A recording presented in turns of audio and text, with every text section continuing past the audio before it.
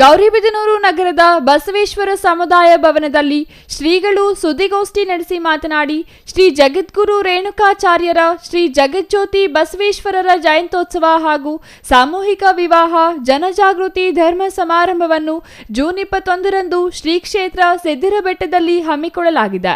ಕಾರ್ಯಕ್ರಮದಲ್ಲಿ ಶ್ರೀಮದ್ ರಂಭಾಪುರಿ ಡಾಕ್ಟರ್ ವೀರಸೋಮೇಶ್ವರ ರಾಜದೇಶಿಕೇಂದ್ರ ಶಿವಾಚಾರ್ಯ ಭಗವತ್ಪಾದಕರು ದಿವ್ಯ ಸಾನ್ನಿಧ್ಯವನ್ನು ನೀಡಲಿದ್ದಾರೆ.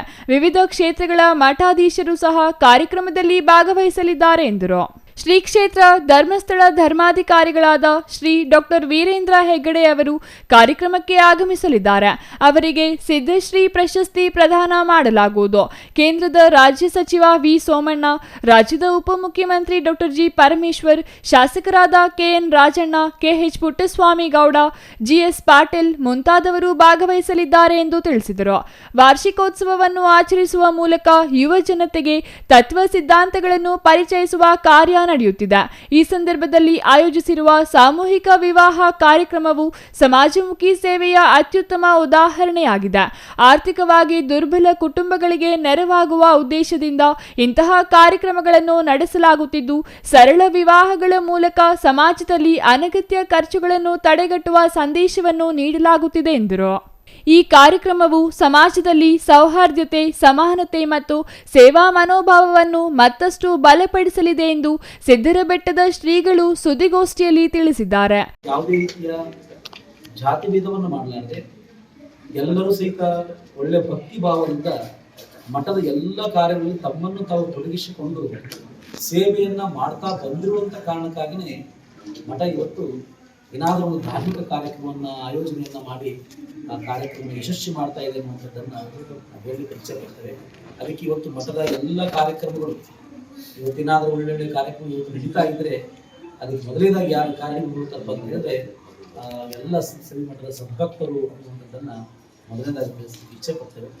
ಹಾಗೆ ಈ ಕಾರ್ಯಕ್ರಮದ 21ನೇ ತಾರೀಕಿನ ಸಮಾರಂಭವನ್ನು ಪ್ರತಿ ವರ್ಷದಂತೆ ಮಠದ ವಾರ್ಷಿಕೋತ್ಸವವನ್ನು ಮಾಡಿ ರಂಭಾಪುರಿ ಜಗದಗುರುವನ್ನ ಬರಮಾಡಿಕೊಂಡು ಜಗದಗುರುವರ ಸಾನ್ನಿಧ್ಯದಲ್ಲಿ ರಾಜಕೀಯ ಮುಖಂಡರನ್ನ ಮತ್ತು ಎಲ್ಲ ಗಣ್ಯಮಾನ್ಯ ವ್ಯಕ್ತಿಗಳನ್ನ, ಎಲ್ಲ ತಾಲೂಕಿನ ಗುರು ಹಿರಿಯರನ್ನ ಬರಮಾಡಿಕೊಂಡು ಕಾರ್ಯಕ್ರಮವನ್ನು ಆಯೋಜನೆ ಮಾಡ್ತಾ ಇದ್ವಿ. ಅದರ ಮಧ್ಯದಲ್ಲಿ ಜೊತೆಯಲ್ಲಿ ಒಂದು 12 ವರ್ಷದ ಹಿಂದೆ ಒಬ್ಬ ಭಕ್ತರೊಂದು ಸಲಹೆ ಕೊಟ್ಟರು.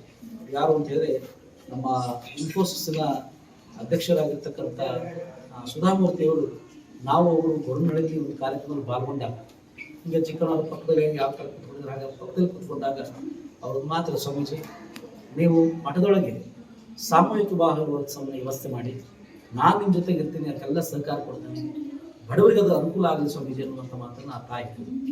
ಆ ವರ್ಷ ತಕ್ಷಣದಲ್ಲಿ ಭಕ್ತಾದಿಗಳು ಗಮನಕ್ಕೆ ತೆಗೆದುಕೊಂಡು ಆ ಭಕ್ತಾದಿಗಳು ಆಯ್ತು ಮುಂದೆ ನಾವೆಲ್ಲ ವ್ಯವಸ್ಥೆ ಮಾಡ್ತೇವೆ, ಅದಕ್ಕೆ ಬರುವಂಥ ಮಂಗಲಸರಾಗಿ ನಾನು ಕೊಡಿಸ್ತೀನಿ ಎಲ್ಲರೂ ತಯಾರಾಗಬೇಕು.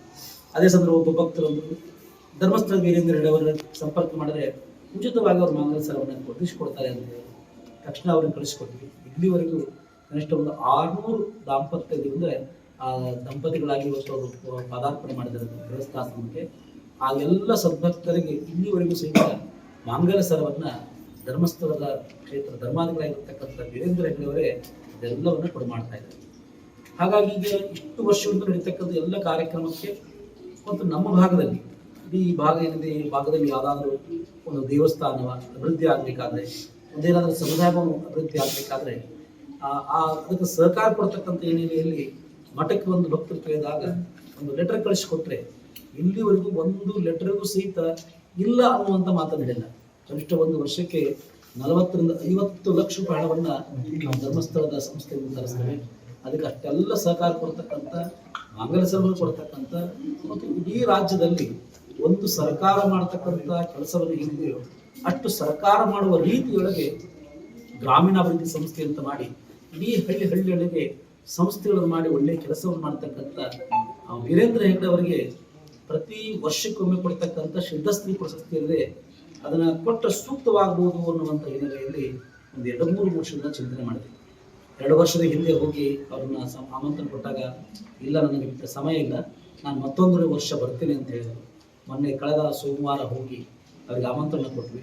ಅವ್ರು ಖಂಡಿತವಾಗಿ ನಾನು ಬರ್ತೀನಿ ಸ್ವಾಮೀಜಿ ಅಂತ ಹೇಳಿ ಕಾರ್ಯಕ್ರಮ ಒಪ್ಪಿಕೊಂಡು ಆ ಸಿದ್ಧಶ್ರೀ ಪ್ರಶಸ್ತಿಯನ್ನು ಸ್ವೀಕರಿಸಲಿಕ್ಕೆ ಹೆಗಡೆ ಅವರು ಸಹಿತ ಈ ವರ್ಷ ವಿಶೇಷವಾದ ಒಂದು ಕಾರ್ಯಕ್ರಮದಲ್ಲಿ ಈ ವರ್ಷ ಭಾಗವಹಿಸ್ತಾ ಇದ್ದಾರೆ. R Manjunath, CTV news, Gauribidanur.